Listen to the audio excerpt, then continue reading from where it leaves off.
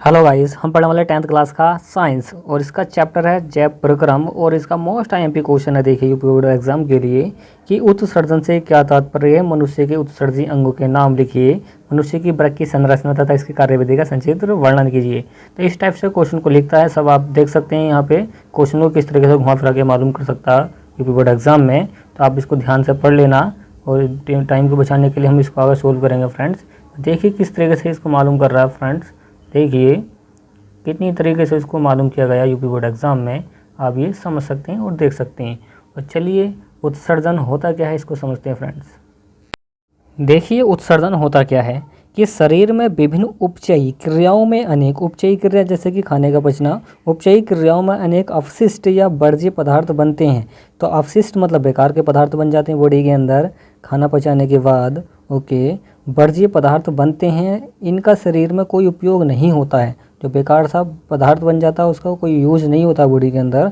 कभी कभी तो ये अत्यधिक विषैले भी हो सकते हैं, मतलब जहरीले भी हो सकते हैं।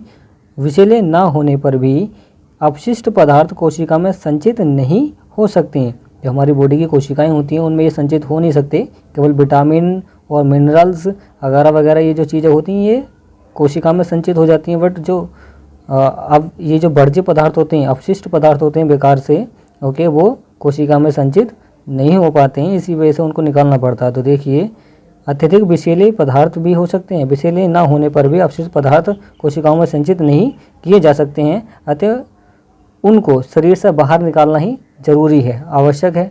ओके, और ये जो शरीर से बाहर निकालने की जो आवश्यकता पड़ती है उसी को बोलते हैं हम उत्सर्जन। मतलब शरीर से बेकार पदार्थों को शरीर से बाहर निकालना उसका उत्सर्जन कहलाता है।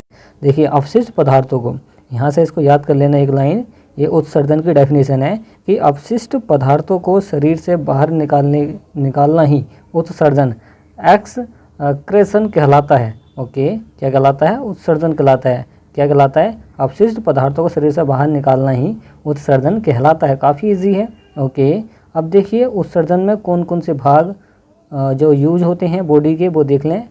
प्रमुख उत्सर्जी अंग कौन कौन से हैं, मतलब जो उत्सर्जन करते हैं। मानव शरीर में प्रमुख उत्सर्जी अंग एक जोड़ी वृक्क है। सबसे ज़्यादा जो आईएमपी है कौन है? वृक्क है। किडनी इसके बारे में हम पढ़ना है। ओके, किडनी होते हैं।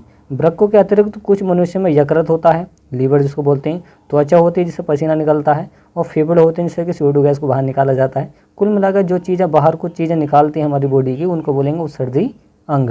अतः आंत भी उत्सर्जन में मदद करती है। आंत भी क्या करती है? उत्सर्जन में मदद करती है। ओके फ्रेंड्स, चलिए अब इसकी संरचना के बारे में समझते हैं। किसकी? वृक्क की संरचना के बारे में। किडनी की संरचना क्या होती है फ्रेंड्स? देखिए मनुष्य के वृक्क की संरचना कैसी होती है। मानव शरीर में वृक्क किडनीज मुख्य उत्सर्जी अंग होते हैं। इनका कार्य क्या होता है? रुधिर से यूरिया व यूरिक अम्ल आदि उत्सर्जी पदार्थ को छानकर अलग करना होता है। देखिए किडनी का कार्य क्या होता है? रुधिर से यूरिया निकाला जाता है और यूरिक अम्ल निकाला जाता है और उसको उत्सर्जी पदार्थ के रूप में उसको बाहर निकाल दिया जाता है, तथा इन्हें मूत्र या यूरिन के रूप में शरीर से बाहर निकाल देते हैं। तो देखिए आपके जो मूत्र होता है उसमें से एक स्मेल आती है। स्मेल जो बदबू आती है वो आती है यूरिया की। क्या आती है? यूरिया की। तो आप इसकी पहचान कर सकते हैं। आप देखिए इसके चित्र और डायग्राम के बारे में क्या है फ्रेंड्स। देखिए ये जो आपको दिखाई दे रही हैं ये जो हैं ये किडनीज़ हैं। ओके, अब देखिए यहाँ पे इसको देख लेना। ये वाई वृक्क की धमनी है, ये जो है रेड कलर की, और एक सिरा है नीले कलर की। तो ओके, ये धमनी आप समझ सकते हैं। ये मूत्र वाहिनी है और यहाँ पर मूत्राशय है, लगभग 700 ml के आसपास यहाँ पर मूत्राशय मतलब मूत्र रहता है इसमें, यूरेटर में, जिसको बोलते हैं यूरेटर। ओके, ये मूत्र मार्ग है जिससे कि निकल के आ जाता है। लेडीज़ का अलग होता है, पुरुष का अलग होता है, सब जानते हैं। ये महाशिरा है। ओके, जो ब्लड को जोड़ती है, इसमें किडनी में थोड़ा ब्लड भी साफ होता है। और ये बाएं वृक्क है और ये दाएं वृक्क है। इस टाइप से आप समझ सकते हैं। और देखिए कितना वजन की होती है और कितनी बड़ी होती है, तो इसको जानने के लिए वीडियो में बने रहिए। ओके, ये वृक्क की आंतरिक संरचना को समझिए। ये जो बाहरी हिस्सा दिखाई दे रहा है आपको इसको बोलेंगे कोर्टिकल या रक्त वाहिकाएँ यहाँ पे जो होती हैं। ओके, अब ये जो नीले कलर का आपको दिखाई दे रहा है ये वृक्क की नस होती है। ओके, ये वृक्क की धमनी होती है रेड कलर की जहाँ पे जा रहा है, और ये मज्जा है इसका। और ये देखिए मूत्र वाहिनी, इसमें को मूत्र जो बेकार अवशिष्ट पदार्थ होता है मूत्र जिसको कहते हैं वो यहाँ से आ जाता है। ओके, और ये है इसका कोर्टेक्स। ये सारा का सारा क्या एरिया कोर्टेक्स का है। ये गुर्दे की श्रेणी है, कौन, ये यहाँ पे जो एरिया है ये सारा का सारा ये गुर्दे की श्रोणी है। और ये अंकुरण है, ये भी अंकुरण है, ये भी अंकुरण है, ये सारे क्या है इसके अंकुरण है। ओके, आपको इसको ध्यान से पढ़ लेना। ओके, चलिए इसको समझते हैं फ्रेंड्स। देखिए इसकी संरचना के बारे में डिटेल जानकारी हासिल कीजिए डिटेल से कि मनुष्य में एक जोड़ी ब्रक होते हैं, सेम के बीज की आकृति वाले होते हैं। जैसे कि सेम का बीज होता है वैसे ही ब्रक होता है। ये उदर गुहा में कशेरुक दंड के दोनों ओर कहाँ पे होते हैं, उदर गुहा में होते हैं। वो कहाँ पे होते हैं, कशेरुक दंड के दोनों ओर दाएं व बाएं स्थित होते हैं। एक तरफ दाएं साइड में, एक तरफ बाएं साइड में, मतलब दो होते हैं। बायां वृक दाएं वृक से कुछ नीचे होता है, कौन, जो बायां वृक होता है वो दाएं से थोड़ा सा नीचे होता है, नीचे स्थित होता है। प्रत्येक वृक के अंदर का किनारा मध्य में धंसा हुआ होता है। तो आप चित्र में देख सकते हैं धंसा कहाँ पे होता है, मध्य में धंसा होता है, जिसे नाभि कहते हैं या नाभि कहते हैं। बाहरी किनारा उभरा या उत्तल होता है। प्रत्येक वृक लगभग 10 सेंटीमीटर लंबा, देखिए जो वृक होता है लगभग कितना लंबा होता है, 10 सेंटीमीटर लंबा, 6 सेंटीमीटर चौड़ा और 2.5 सेंटीमीटर मोटा होता है। ओके, देखिए पुरुष के वृक का भार लगभग 150 mg होता है, 150 ग्राम होता है, 150 GM मतलब ग्राम होता है इसका पुरुष के किडनी का वजन। किंतु स्त्री में थोड़ा सा कम होता है। वृक के ऊपर एक अधिवृक ग्रंथि पाई जाती है। तो ये संरचना के बारे में था फ्रेंड्स। अब देखिए इसकी समझते हैं क्रिया विधि, जो कार्य विधि है उसको समझते हैं, वो काफ़ी इजी है और ये 7 नंबर आपके पक्के हो जाएंगे।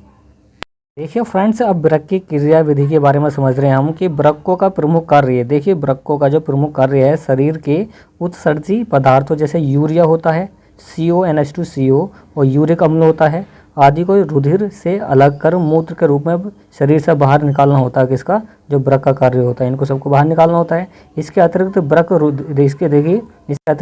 रुधिर में उपस्थित अतिरिक्त जल व लवणों को भी शरीर से निकालकर जल संतुलन और लवण संतुलन को बनाए रखते हैं।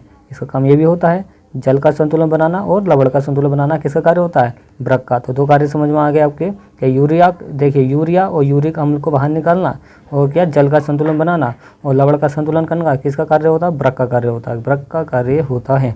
ओके, आगे देखिए कहाँ पे हम, वृक नलिका की मेल पीघी कणिका में उपस्थित कोशिकाओं के जाल कोशिका गुच्छ में एक अपेक्षाकृत चौड़ी रुधिर वाहिनी से रुधिर प्रवेश करता है। तो यहाँ पे क्या करता है, रुधिर प्रवेश करता है, कहाँ पे, किडनी के अंदर।